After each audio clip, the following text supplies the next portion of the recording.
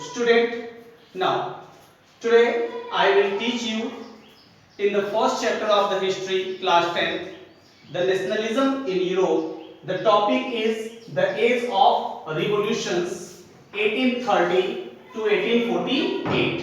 तो आज हम पढ़ेंगे एज ऑफ रिवॉल्यूशन 1830 टू 1848। इसके पिछले वीडियोस में मैंने आपको बताया था रिवॉल्यूशनरीज के बारे में कि किस प्रकार से जो रिवॉल्यूशनरीज थे, ठीक है, हाउ द रिवॉल्यूशंस स्टार्ट, किस प्रकार से रिवॉल्यूशंस स्टार्ट हुआ और किस प्रकार से ये रिवॉल्यूशन जो था वो फ्रांस से धीरे धीरे होते हुए यूरोप के अदर कंट्रीज में क्या हो गया, फैल गया।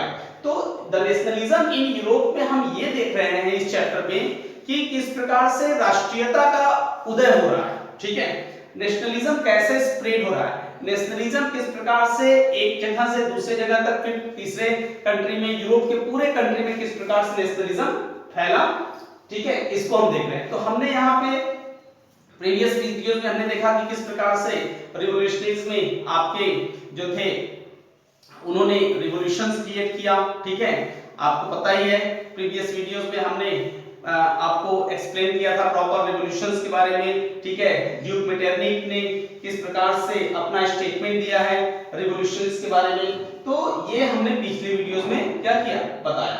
अब हमने यहाँ पे एक टाइमलाइन दिया है, तो इस टाइमलाइन के जरिए मैं आपको बताऊंगा कि किस प्रकार से जो रिवॉल्यूशंस था वह स्टार्ट हुआ। एक हम पेज देंगे, बिगिनिंग पेज देंगे जो हमने स्टार्टिंग से ही क्या किया है, आपको कंप्लीट किया है। तो जैसे यहाँ पे है कि 1789 में फ्रेंच रिवॉल्यूशंस स्टार्ट हुआ, ठीक है, फ्रांस में, जिसमें मोनार्की को क्या किया गया, रिमूव किया गया और वहां पे डेमोक्रेटिक रिपब्लिक को क्या किया गया, स्टार्ट किया गया। तो फ्रांस में किस प्रकार से नेशनलिज्म स्टार्ट हुआ, ठीक है। फिर उसके बाद जब मोनार्की रिमूव हुआ तो नेपोलियन ने क्या किया, फ्रांस को अपने कैप्चर में कर लिया। फ्रांस ने कुछ वहां पे रूल्स रेगुलेशंस चलाए, ठीक है, नए नियम चलाए, जैसे नेपोलियनिक कोड था, नेपोलियन कोड 1815, जिसके तहत उन्होंने कई फैसिलिटीज प्रोवाइड किए फ्रांस के पीपल को, ठीक है। फिर नेपोलियन ने धीरे धीरे अपने यू कैन से पावर को और भी कंट्रीज में स्प्रेड करने चाहे, उन्होंने अदर कंट्रीज को भी क्या किया, टुक ओवर कर लिया। अब जब नेपोलियन था तो उन्होंने एक मॉडर्न एरा किया, यानी एक मॉडर्न एरा चेंज किया। लेकिन नेपोलियन के डिफीट के बाद जब नेपोलियन की हार हुई तो कंजर्वेटिव्स ने पूरा फ्रांस और अदर कंट्रीज, यूरोप के कंट्रीज को क्या कर लिया, टुक ओवर कर लिया। हालांकि कंजर्वेटिव्स का जो आइडियाज था वो बहुत डिफरेंट था, उनका रूलिंग भी बहुत डिफरेंट था, शासन भी बहुत ही क्या था, डिफरेंट था, ठीक है। फिर हमने देखा कंजर्वेटिव एरा आया। कंजर्वेटिव एरा जो था वह 1850 में हुआ जब नेपोलियन को डिफीट कर दिया गया, ठीक है। तो कंजर्वेटिव्स ने पावर अपने हाथ में ले लिया। कंजर्वेटिव का जो रूलिंग था वो बहुत ही क्रूरल्टी से भरा हुआ था। अब कंजर्वेटिव्स का रूलिंग जो था वो बहुत ही स्ट्रिक्ट था, उन्होंने स्ट्रिक्ट सेंसरशिप लगा दिए थे, मीडिया को क्या कर दिया था, बैन कर दिया था। तो कंजर्वेटिव एरा के बाद अब रिवॉल्यूशनरीज आए, ठीक है। इन रिवॉल्यूशनरीज ने क्या किया, रिवॉल्यूशन किया, ठीक है, 1830 से 1848 तक। तो इसी रिवॉल्यूशनरीज में मैंने प्रीवियस वीडियोस में बताया आपको गुज़िपी मेज़ेनी के बारे में, ठीक है, और गुज़िपी मेज़ेनी को ही ड्यूक मेटरनिक ने कहा कि he was the most dangerous enemy, ठीक है। तो गुज़िपी मेज़ेनी जो थे वो रिवॉल्यूशन को स्टार्ट किए और धीरे धीरे ये जो रिवॉल्यूशंस था वो फ्रांस से यूरोप के अदर कंट्रीज में, अदर नेशंस में क्या हुए, फैलना शुरू किए। क्यों? क्योंकि लोगों ने लिबर्टी की, फ्रीडम की क्या की, डिमांड की। अब इन रिवॉल्यूशनरीज में गुज़िपी मेज़ेनी जैसे और रिवॉल्यूशनरीज तो थे ही, लेकिन जो ये रिवॉल्यूशनरीज थे उनमें दे वर लेड बाय लिबरल नेशनलिस्ट। ये लिबरल नेशनलिस्ट के द्वारा क्या किया गया, चलाया गया। belong to educated middle class professor teacher club। In nationalism मतलब इन रिवॉल्यूशनरीज में कौन कौन थे, प्रोफेसर्स थे, टीचर्स थे, न्यू मिडिल क्लास पीपल थे। तो they emerged or they came out, वे बाहर निकल के आए, दे क्रिएट द रिवॉल्यूशंस, उन्होंने रिवॉल्यूशन किया and they demanded for the freedom, ठीक है, एंड लिबर्टी, उन्होंने लिबर्टी और फ्रीडम की डिमांड की। उन्होंने मोनार्की को क्या करना चाहा, एबॉलिश करना चाहा। तो ये हमने देखा बिगनिंग से लेके अब तक क्या क्या हैपन हुआ। अब हम देखते हैं कि किस प्रकार से फ्रांस में रिवॉल्यूशंस स्टार्ट हुआ। तो first upheaval in France in July 1830। हमें पता है कि पहला जो रिवॉल्यूशन हुआ फ्रांस में वह जुलाई 1830 में हुआ, ठीक है। This revolution was start by Louis Philippe as constitutional monarchy, ठीक है। ये जो था लुइस फिलिप्पी ने स्टार्ट किया किसके लिए कि फ्रांस जो हो एक कॉन्स्टिट्यूशनल मोनार्की हो, यानी फ्रांस में मोनार्की रहे लेकिन किसके अंडर में रहे, कॉन्स्टिट्यूशंस के अंडर में, यानी मोनार्की यानी राजा को पूरी तरह से पावर न हो, राजा भी कॉन्स्टिट्यूशन संविधान के अंतर्गत ही उसको कुछ क्या मिले, पावर मिले।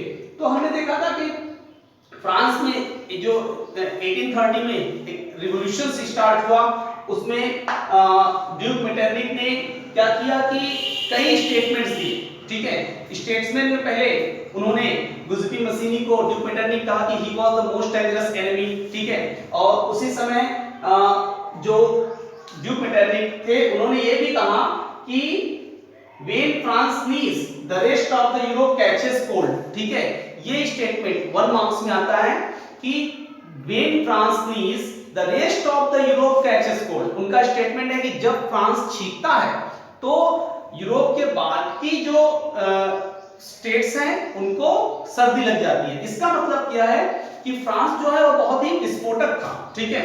उस समय जब कंजर्वेटिव थे तो फ्रांस बहुत ही विस्फोटक था, और जो फ्रांस अगर कुछ भी करता था तो वो जो रेस्ट ऑफ द यूरोप के जो बाकी के पार्ट थे, बाकी के हिस्से थे, ठीक है, वहां पे वो चीजें फैलती थी। जैसे कि अगर कंजर्वेटिव फैला, नेपोलियन का रूल फैला, तो नेपोलियन ने क्या किया कि अपने पावर को फ्रांस से ही स्टार्ट किया और यूरोप के अदर कंट्रीज तक क्या किया, फैला दिया। वैसे ही रिवॉल्यूशन जब स्टार्ट हुआ फ्रांस में, तो फ्रांस का रिवॉल्यूशन जब गुज़िपी मेज़ेनी ने स्टार्ट किया तो ये धीरे-धीरे यूरोप के और भी नेशंस तक ये रिवॉल्यूशन फैला, यानी फ्रांस एक सेंटर माना गया। क्या माना गया, फ्रांस।